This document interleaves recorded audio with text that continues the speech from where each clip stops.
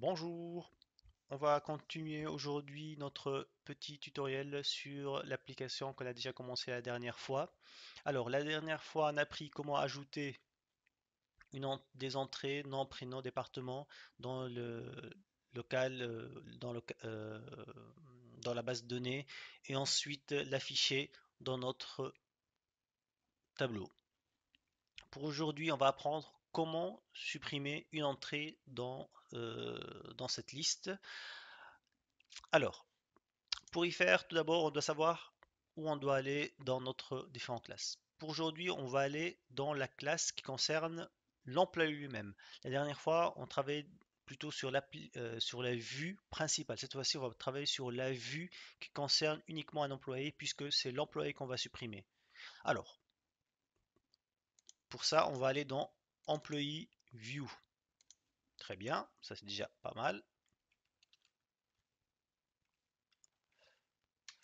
Alors ici, on va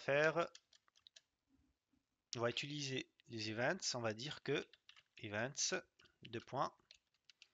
Lorsqu'on va cliquer sur le bouton supprimer, qui est représenté par une classe, d'accord, on ne lui a pas mis une classe, mais c'est pas grave, on va lui faire. Donc on va dire que click, point, on va appeler cette classe delete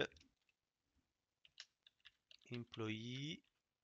Et lorsqu'on clique sur ce bouton-là, on va appeler la fonction delete employee. Très bien. Alors, on va aller ajouter cette classe à notre bouton supprimer, elle est là.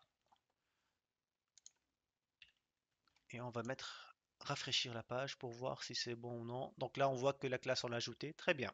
Donc, lorsqu'on clique sur le bouton supprimer, on va aller à la fonction delete employé.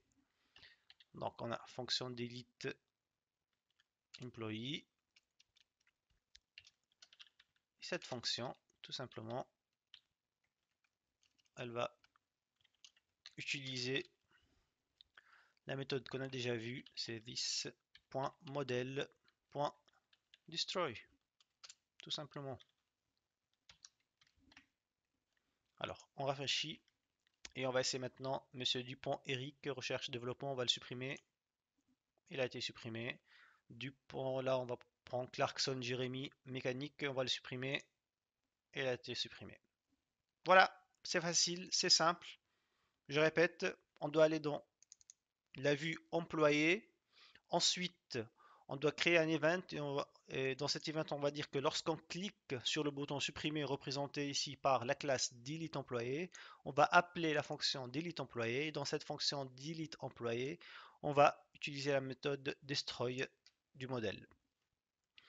Voilà, je vous remercie pour votre suivi. Comme d'habitude, n'hésitez pas à laisser des messages. N'hésitez pas également à laisser un petit like ou pourquoi pas s'abonner sur ma chaîne. Merci, au revoir. Ensuite, on a l'ID prénom et enfin, on a beaucoup plus présentable. Très bien. Pour la vidéo d'aujourd'hui,